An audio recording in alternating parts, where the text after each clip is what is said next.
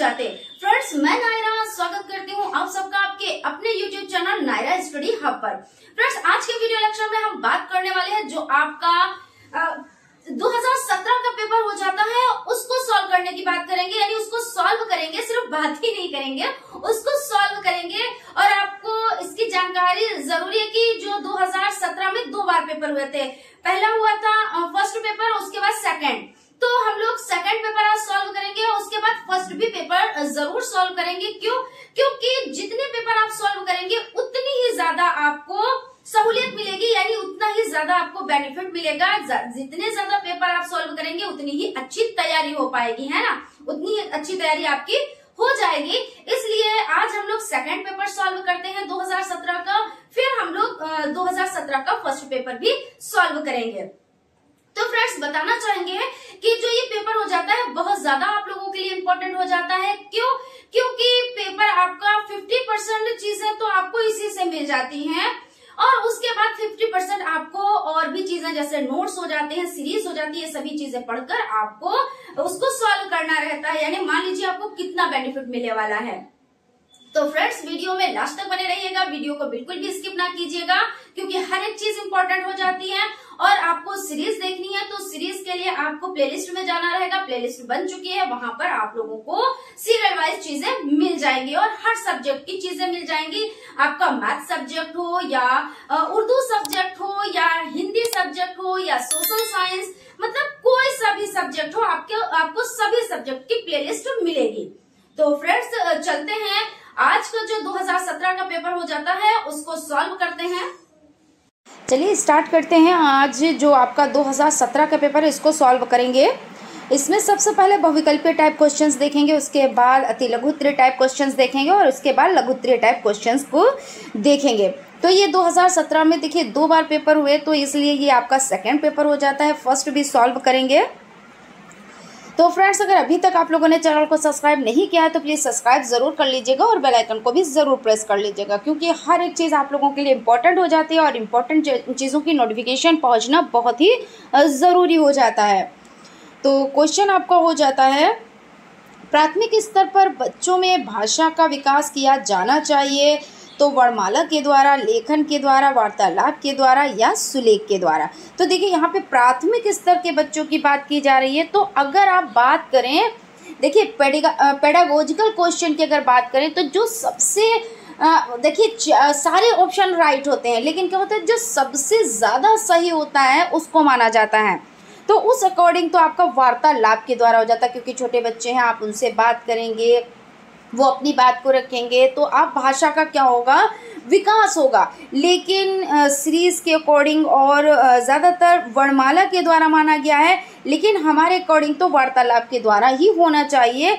और आप अपने स्तर से इसको देख लीजिएगा क्योंकि जब सीरीज़ में भी ये क्वेश्चन आया था तब भी हमने आप लोगों से यही कहा था कि आप अपने स्तर से देख लीजिएगा क्योंकि एक एक नंबर बहुत ज़्यादा अहमियत रखता है, तो कोई भी चूक नहीं होनी चाहिए। रात्रि का पर्याय नहीं है तो यामिनी, विभावरी, रैन, सौदामिनी। तो इसमें देखिए रात्रि का हो जाता है, यामिनी भी है, विभावरी भी है, रैन भी है, तो यानी जो हैं वो गलत हो जाते हैं, लेकिन जो गलत है वही सही हो जाता है। और सौदामिनी किसका पर्यायवाची है? तो बिजली का। तो यानी रात्रि का पर्याय नहीं है तो सौदामिनी यानी द ऑप्शन आपका राइट हो जाता है। विमुख का विपरीतार्थक है अमुख, उन्मुख, सुमुख, निर्मुख। तो उन्मुख हो जाता है यानी ब ऑप्शन आपका राइट है। आंखें खुलना मुहावरे का अर्थ है आंख से दिखना, जल्दी से उठना, होश में आना, समय पर जागना। तो भाई आँख खुलने का अर्थ होता है होश में आना। कहते नहीं कि हमारी आंखें खुल गई, हम आपको पहचान गए, है ना। इस तरह से आप वाक्य प्रयोग भी कर सकते हैं कि किसी पे आपने बहुत ज़्यादा विश्वास किया और उसके बाद उसने विश्वासघात किया तो क्या होता है, हमारी आंखें खुल जाती हैं, तो यानी उसको क्या होता है, वो होश में आ जाता है। तो इस तरह से हो जाता है। अत्यधिक शब्द में प्रयुक्त उपसर्ग है, उपसर्ग यानी आगे। तो आगे अति है या अत है या अति है या आ है, तो अत्यधिक में अति उपसर्ग हो जाता है। और अगर प्रत्यय पूछे तो पीछे, है ना। यहाँ पे आपके 5 जो ऑब्जेक्टिव टाइप क्वेश्चंस थे वो तो सॉल्व हो चुके हैं। अब चलते हैं अति लघुत्तरीय टाइप क्वेश्चंस की तरफ। उछा और चितेरा शब्द का तत्सम रूप क्या है? तो उछा का हो जाता है उत्साह तत्सम रूप और चितेरे का चित्रकार हो जाता है। जो सबके उपयोग के लिए हो, वाक्यांश के लिए एक शब्द लिखिए, जैसे एक शब्द में लिखना होता है ना, तो जो सबके यूज़ के लिए होता है तो उसको सार्वजनिक कहते हैं। और उसके बाद है नील कमल सी मुख प्रभा सरस सुधा से बोल पंक्ति में प्रयुक्त अलंकार लिखिए। तो किसी से किसी की उपमा करना यानी कौन सा हो जाता है? तो उपमा अलंकार। यहाँ पे क्या क्या गया है कि नील कमल सी यानी नील कमल सी मुख प्रभा है, इसलिए यहाँ पे उपमा अलंकार हो जाता है। उसके बाद नेक्स्ट आपका हो जाता है आकाश का चांद हाथ आना। मुहावरे का अर्थ होता है यानी कोई असंभव कार्य का संभव हो जाना, यानी कोई इम्पॉसिबल वर्क है और वो पॉसिबल हो जाता है, तो वो क्या होता है कि आकाश का चांद हाथ में आ गया, आप ऐसे ही तो कहेंगे ना। फिर उसके बाद है वीणा वादनी वरदे पंक्ति के रचयिता कौन हो जाते हैं? तो सूर्यकांत त्रिपाठी निराला जी हो जाते हैं। चतुर्दिक और यथाविधि शब्दों में प्रयुक्त समास के नाम लिखिए। तो चतुर्दिक, देखिए इसमें पहले क्या है? चतुर यानी पहले अंक आए हैं, तो यानी क्या हो गया यहाँ पे? तो यहाँ पे आपका हो जाता है द्विगु समास और यथाविधि यानी अविभाव समास हो जाता है। ठीक है, तो इस तरह से यहाँ पे आपका कंप्लीट हो जाता है। यहाँ पे थोड़ी सी डिटेल में डिस्कस कर लेते हैं, बहुत ज़्यादा डिटेल में नहीं जाएंगे। तो आपका क्या द्विगु समास जो हो जाता है वो समास जिसका पहला पद संख्यावाची हो। क्या हो? तो संख्यावाची। तो चतुर्थ तो भाई संख्यावाची हो गया, और इसमें क्या होता है? दूसरा पद संज्ञा हो। ठीक है, तो क्या कहलाएगा? तो वो द्विगु समास होता है। जैसे आपका यहाँ पे है चतुर्दिक, है ना, या त्रिभुवन। त्रिभुवन में देखिए त्रि पहला पद क्या है? संख्यावाची। त्रि यानी तीन, पंचवटी यानी पांच, चतुर्मुख यानी चार मुख, नवरात्र यानी 9 रात्र, ऐसे तो हुआ ना। तो यहाँ पे आपका क्या होगा? द्विगु समास। अगर हम बात करें अव्ययभाव समास की, तो अव्ययभाव समास में क्या होता है? संज्ञा प्लस संज्ञा, है ना। तो यथाविधि यानी यथाविधि, तो ये कौन सा है? तो ये अव्ययभाव समास हो जाता है। जैसे यथाशक्ति है, यथा आपका यथाविधि हो जाता है, प्रतिदिन हो जाता है, हर दिन हो जाता है, इस तरह से।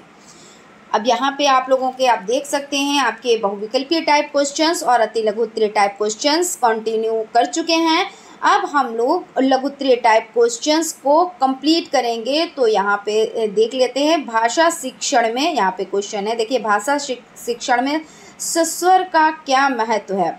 तो भाषा शिक्षण में सस्वर वाचन का क्या महत्व है, देख लेते हैं। अनेक अनौपचारिक अवसरों पर व्याख्यान देते समय वाद विवाद एवं गोष्ठियों में अपनी बात को प्रभावशाली ढंग से कहने हेतु सस्वर वाचन प्रयुक्त होता है, यानी अनौपचारिक अवसरों पर। ठीक है, उसके बाद आपका हो जाता है नेक्स्ट क्वेश्चन। अभी पहले क्वेश्चन ही, अभी इसी को कंप्लीट कर लेते हैं, उसके बाद नेक्स्ट क्वेश्चन की तरफ चलते हैं। शुद्ध प्रभावपूर्ण वाचन श्रोताओं पर विशिष्ट प्रभाव डालता है, यही इसमें वक्ता का अपना व्यक्तित्व भी निखरता है। किसी भी अवसर पर वार्ता करते समय जिनका वाचन अच्छा है वो अन्य लोगों की अपेक्षा दूसरों को शीघ्र प्रभावित कर लेता है। बात सही है, क्योंकि कहते रहे बोलने से सब कुछ होता है। आप कितने अच्छे ढंग से आप किसी को समझा सकते हैं, जितने अच्छे ढंग से आप किसी को समझाएंगे उतना ही आपको बेनिफिट मिलेगा। क्योंकि कहते हैं किसी भी अवसर पर वार्ता करते समय जिसका वाचन अच्छा है वो अन्य लोगों की अपेक्षा दूसरों को शीघ्र प्रभावित कर लेते हैं, है ना। जब आप अच्छे से बोलेंगे, अच्छे से बात करेंगे, अच्छे से समझाएंगे, तो दूसरों से ज़्यादा आप उसको क्या करेंगे? अपनी तरफ आकर्षित कर लेंगे, उसको प्रभावित कर लेंगे।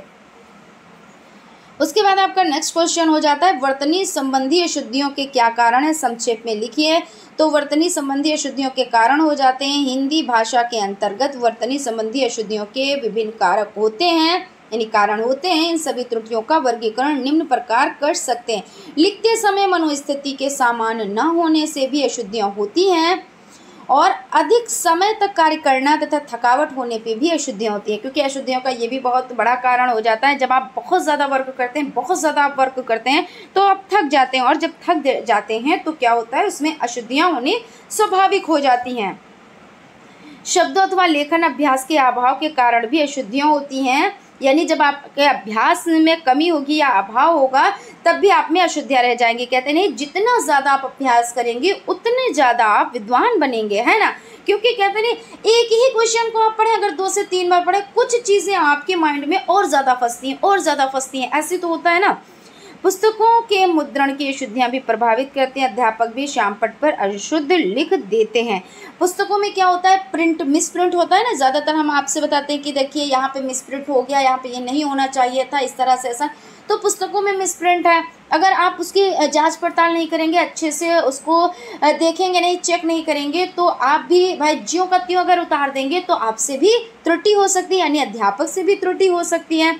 लिखने में बहुत अधिक शीघ्रता करने से भी अशुद्धियाँ होती है। आप बहुत जल्दी से लिख रहे हैं कि बस जल्दी से हमारा वर्क कंप्लीट हो जाए, बस बात खत्म है, तो उसमें भी अशुद्धियाँ होने की संभावनाएं बन जाती हैं।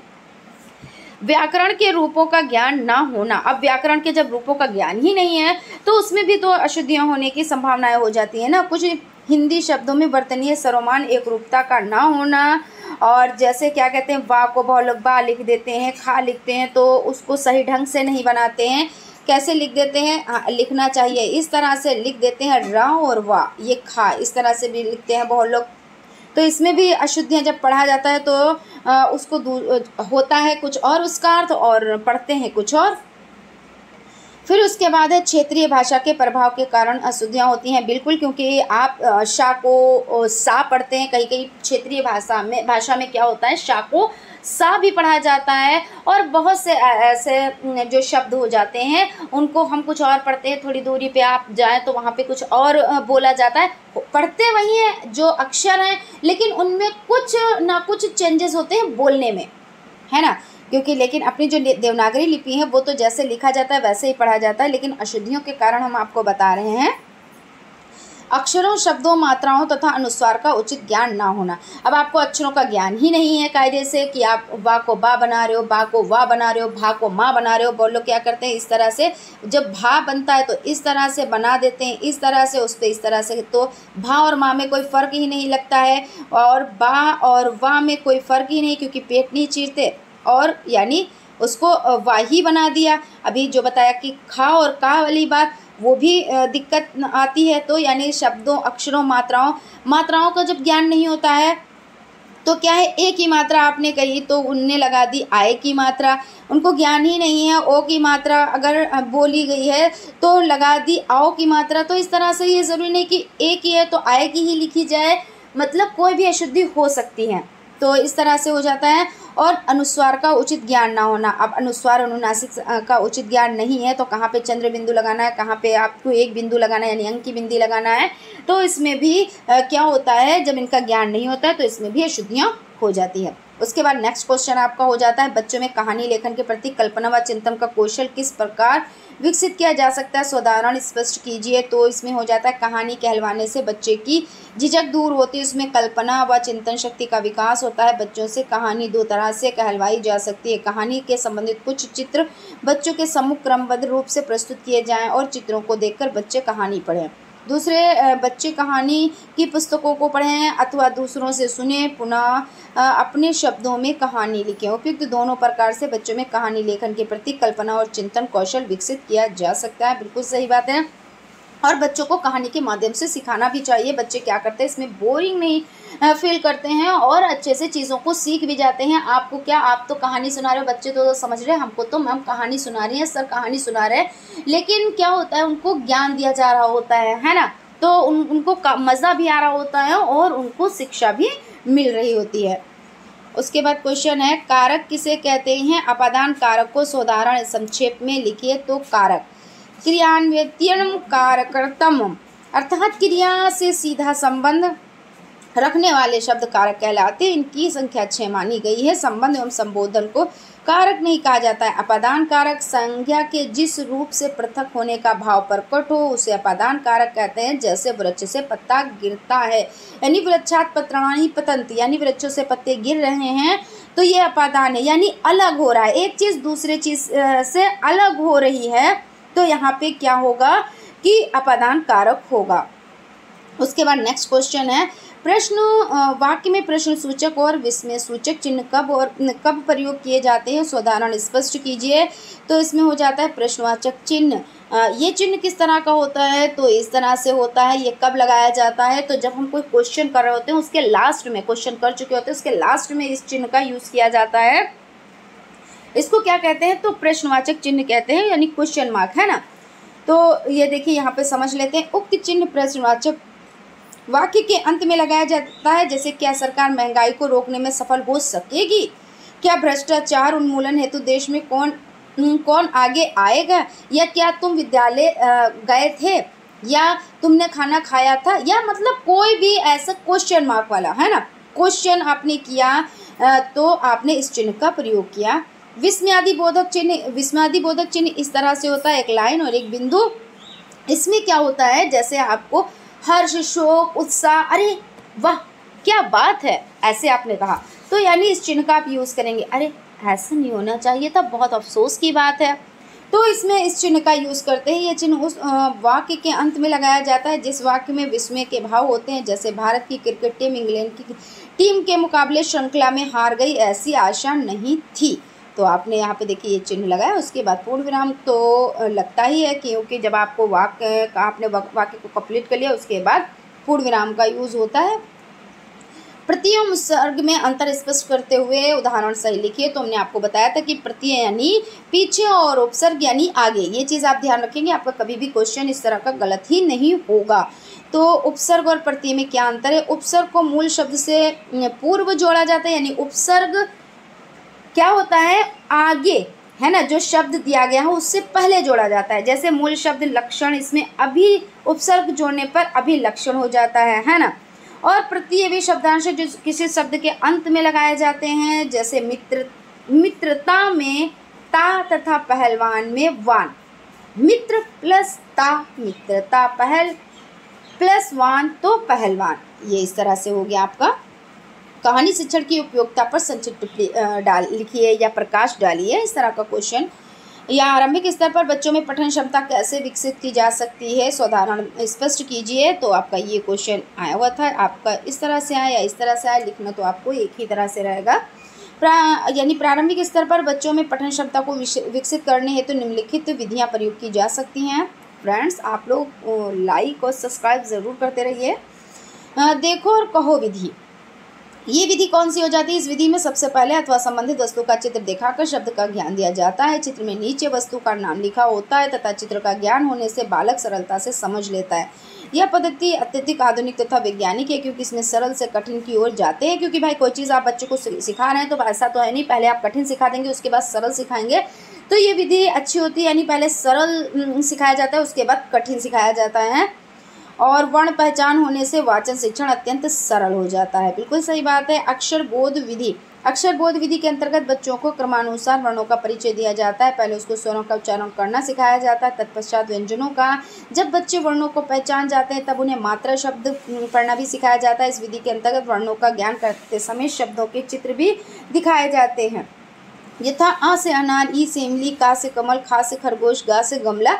चित्र दिखाने से बच्चों के मन में पठन के प्रति रुचि जागृत होती है। यदि शिक्षक चित्र एवं फ्लैश कार्ड का प्रयोग करता है तो शिक्षण विधि अत्यधिक रोचक बन जाती है। इस विधि की प्रमुख विशेषता यह है कि बच्चे रंग बिरंगे चित्र देखकर सहज रूप से अध्ययन में रुचि लेते हैं। बिल्कुल सही बात है। जब बच्चों को रंग बिरंगी चीज़ें, भाई बच्चे उसकी तरफ आकर्षित होते ही हैं।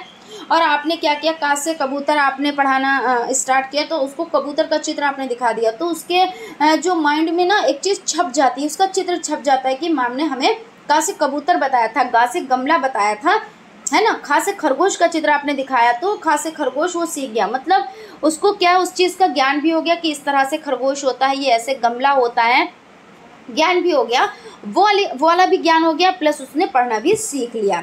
कविता विधि भाई बहुत अच्छी विधि होती है ये बच्चों को कविता के माध्यम से, क्योंकि बच्चे कविता एक गीत सुनकर अत्यधिक प्रसन्न हो जाते हैं, वो तो समझ रहे हैं, हम तो एंजॉय कर रहे हैं भाई, स्कूल आए हैं एंजॉय कर रहे हैं, है ना। शिक्षक कक्षा में कविता का गायन शैली में वाचन कर सकता है, फिर बच्चों को भी अनुसरण करने हेतु कह सकता है। इस विधि को अपनाने से बच्चे शीघ्र ही कविता को याद कर लेते हैं। इसके साथ साथ यदि चार्ट अथवा चित्र का प्रयोग किया जाता है तो बच्चे शब्दों अथवा वर्णों को भी पहचानने लगेंगे और पठन अथवा वाचन में भी अभ्यस्त तो हो जाएंगे। उसके बाद एक कहानी शिक्षण, तो कहानी सुनने में बच्चों की बड़ी रुचि होती है। आप बच्चों को कहानी सुनाने बिठाएं, फिर देखिए बच्चे कितने चाव से चीज़ों को सीखते हैं, कितना इंटरेस्ट लेके सीखते हैं। और आप क्या करेंगे, आप कहानी के माध्यम से बच्चों को शिक्षा देंगे, है ना, उनका नैतिक विकास भी करेंगे।